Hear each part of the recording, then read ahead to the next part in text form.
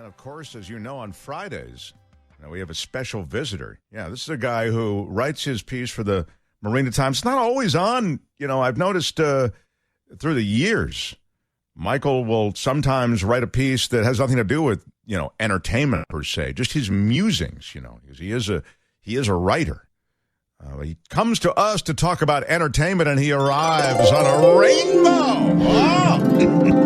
The Culture Blaster, Michael Snyder, everybody. All Hey, right. guys, Hey, any excuse for excitement? Happy NBA All-Star Weekend. Oh, man, we're really grasping at straws. Wow. What a pleasure to be here. Mark Thompson, Brett, and, of course, television Hall of Famer John Daly. I love you on What's My Line. You guys Wow. were so fantastic. That is a back reference. I don't even get that reference, but I will. It's a deep Google it. reference.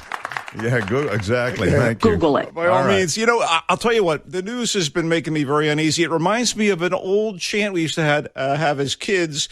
Ukraine, I crane, we all crane for Ukraine. And, man, I am just a little... That's not fake. I'm a little... real. I know, that's the problem. It's not fake. It's real. Go I'm ahead, uneasy. yeah. I'm telling you, it's making me a little uneasy. But, another thing we used to say in childhood was... Yes. What's the other thing you used to say? Who wants escapism? No, anyway. Oh, yeah, that's true, though. And your world actually does very well when things are kind of a little bleak. People do turn to the entertainment world, don't they? It's better than gum. It's better than gum, despite that old commercial. Yeah. You want to get into some movies that are opening this weekend? We could. I mean, whatever you're into. I'm just... Phil McCracken. Oh, okay. Phil McCracken. Chris is into some other stuff. All right. Nice. I'm sorry, I left Chris out. Hey, Chris. Okay. All right. Well, no, that would explain his attitude. Eileen Dover. Okay, yeah. Okay. Eileen Dover. All right. What a pleasure, by the way, to have Belinda Weymouth back on the air this week. We're all so happy about that. Yeah, absolutely. A part of the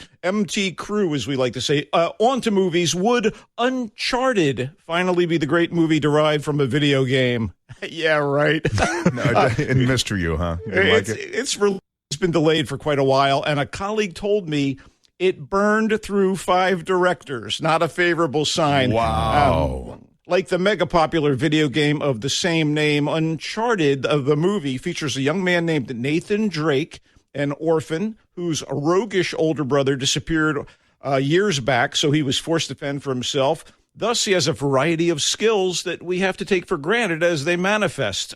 So a treasure hunter named Sully encounters Nathan and says he knows Nathan's brother, who hipped Sully to a serious treasure that's theirs for the finding, Magellan's secret lost cache of gold worth billions. And this sets the bickering twosome on a global expedition to get there before the minions of an evil billionaire get to the loot. Super likable Tom Holland, young Spider-Man himself is Nathan, and Marky. I took down a Decepticon. Mark Wahlberg plays Sully, and they give it the old buddy picture try. And there are a couple of outlandish, hold on to your seat set pieces, albeit heavily computer animated. Still, this is a slog. Really? Giant plot holes, janky dialogue, no cogent backstory to explain Nathan's skill set, nor anybody else's. There's no sense of real danger, no matter who dies or who is at risk, and there's no sense of fun. I mean, like Indiana Jones would sneer at these guys. Have a good time when you're on that treasure hunting route. Come on. There's no explanation or clear-cut motivation for one or more of the significant black hats or one gray hat. Although the billionaire, played by Antonio Banderas, clearly wants money. I mean, yeah, there's your motivation. I don't know. I want my villains to be more than greedy CEO types spouting dull dialogue and ordering thugs to do their biddings. I need an Auric Goldfinger. I need lines like, I don't expect you to talk, Mr. Bond. Oh, yes. I expect you to die. Yes. But there's nothing like that in this. Oh, that's too bad. The most explosive thing about Uncharted is that it's probably going to be a bomb at the box office. Anyway, in theaters. Well, wait, just so I have to say one thing. It does seem as though it's a fairly straightforward, and I mean that in a good way, premise. It's a race to a bunch of gold, which is worth billions of dollars. Right. You have to beat the evil dude who's played by Antonio Banderas. How does that miss? If there are cardboard figures, even those that are sort of kind of brought to life by flesh and blood actors, it's hard to get invested in it. I see. And it's just bink, bink, bink. It's by the numbers filmmaking. Are you ready for the surprise of the week? Yes. Dog is man's best frenemy road trip comedy and is very good. There are some tragic underpinnings. Dog stars Channing Tatum as Briggs, an Army Ranger living in the Pacific Northwest due to a head injury incurred while on duty in, I assume, Afghanistan. Oh. Tatum's co-star is a trained Belgian Malinois, and he's Lulu. What? A Belgian Malinois. It's a kind of a dog. What? Okay. Yeah. All right. Anyway, yeah. The dog is Lulu. Hang on a second. Yeah, Brett, did you know what a Malinois was? I before didn't. I just looked it up. Yeah, Belgian Shepherd. All right. I just wanted to be, come on. All right, go ahead. I do want to make sure I was not a total moron. Go Hey, ahead. come on. This is a military hero dog who's had serious behavioral problems since her duty sniffing out terrorists in the Middle Eastern theater of war. Lulu's master, another Army Ranger, died after returning to the States, and despite Lulu's issues, she was so devoted to the guy that his parents want her present at the funeral in Arizona. So Tatum's character wants to get back to the front, but he has headaches and episodes that require prescription medication. So his superior officer says he'll consider reinstating the Ranger if Briggs will drive this now dangerous dog down the Pacific coast to the funeral and get there on time. But if you get it in order, you get extra points. You drive down the coast and get to the funeral in time. But okay, Lulu is not going to make the trip easy, nor are Briggs's issues. So this movie may not be the best of breed, but it's the sort of lovable and highly entertaining mutt that makes for good company. It does a few tricks well. Yeah. God. Doesn't you feel know like what he's doing, Brett? It doesn't feel like it's chasing its tail. Oh, my God. The references, the dog references. And it's called Dog. Come on. And Tatum's one of those likable hunks with charisma who can really carry a movie, and that's even with a compelling animal as his co-star. An important aspect of this movie is its concern with wartime trauma and PTSD. So kudos. It's co-directed by Channing Tatum and the movie's co-screenwriter, Reed Carolyn. It's got a lot of heart without being soppy. It earns its emotional weight and its moments of gravitas. And as silly or expected as some of its comedic sequences are, they never feel gratuitous as they unspool. And the worthwhile message, thank you for your service, human and animal, comes through loud and clear. Good dog. Good dog. Oh, you liked it. He liked Dog. You're right. Chris is telling me that, a couple of them. Gratuitous. Really? You want to ding? Yeah, I suppose. Okay, ding sure. that. Oh, please, come on. What was the other one? What?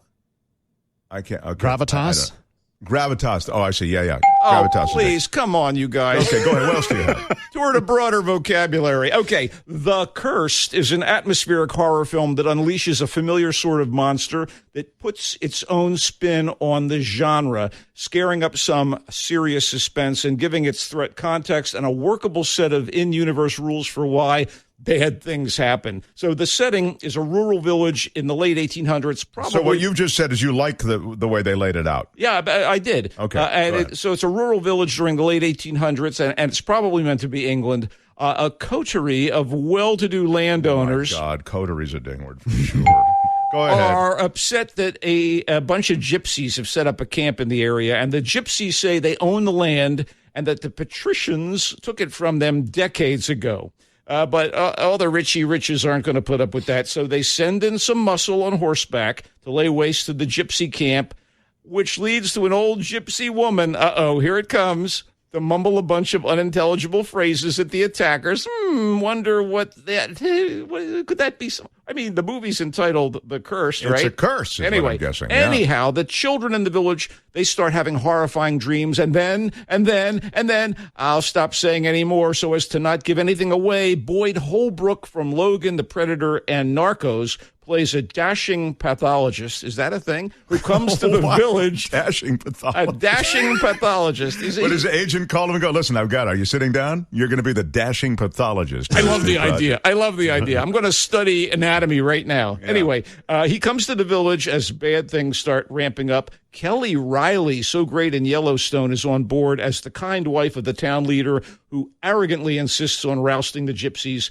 Sean Ellis wrote and directed The Curse and did a solid job. One might say that as moody as the film is, Ellis made sure to give it some bite. Anyway. Does the, I'm sorry, what year is this set, or what epoch is the this late set? 1800s. Okay, yeah, that's what I thought. Go ahead. Wait, one more little clue about the monster, okay?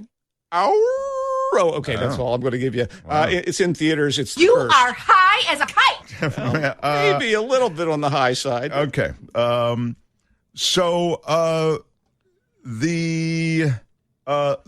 you have anything else? I want to talk a little television. Do you mind? No, please. We've got literally 30 seconds. Go for it. Okay, so I'm watching this show over the past month or so called Peacemaker on HBO Max. I love the superhero stuff. John Cena kills it in this. Speaking of hunks that have charisma and hold your attention on screen, John Cena he's a find. They took him out of the wrestling baloney and all that stuff, and he's really pretty wonderful. And he kills it quite literally as Christopher Smith, a super patriotic assassin who will slaughter anyone in the interest of peace. Anyway, the series, hilarious, profane, violent, and actually touching at times, is the brainchild of director-writer James Gunn, who made Guardians of the Galaxy for the Marvel Cinematic Universe and also did the recent Suicide Squad movie that introduced Cena as Peacemaker. So he's jumped from Marvel to DC and back. Anyway, Gunn is great at mixing comic book action, hilarious and sometimes scatological humor, and genuine pathos with letter-perfect and ensemble casts with distinctive personalities. Gunn also loves the hard rock and the hair bands of the 70s and 80s, so that kind of stuff is liberally sprinkled throughout his movies and TV shows. Boy, it works. Peacemaker just killed it. You can see it on HBO Max. He loves Peacemaker. He, by the way, pathos is a ding word. No. Really? In what world is pathos a ding word? Pathos, it is. It's a SAT word. That's pathetic. Okay. And scatological is a ding word. Thank you.